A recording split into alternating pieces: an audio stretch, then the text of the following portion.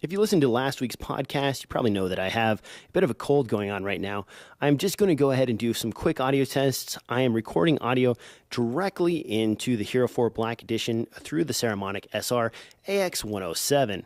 This is the Audio-Technica 4073 that I'm talking into right now, and I've got that on the left channel. If you look close, you can see that the left channel is set to low gain, and I've got that at about 3/4.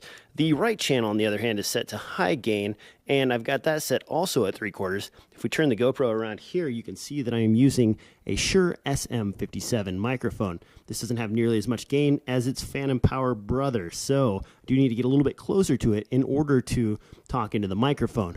1, 2, 3, 4, 1, 2, 3, 4. And I'm back to the Audio-Technica 4073. You can see that this is a pretty simple setup. The Saramonic SR-AX107 is pretty chunky compared to the GoPro, and it's about the size of a battery grip on a regular camera, so it is a little bit bigger than I was expecting. But it does, as you can see, have the nice rails on the side so that you have a spot to mount kit. You also have the same thing on the other side, and the control interface itself is pretty simple. You can turn peaking on, you can turn peaking off. You have the thumb screw to tighten down your device to the Saramonic, and you have nice big control knobs.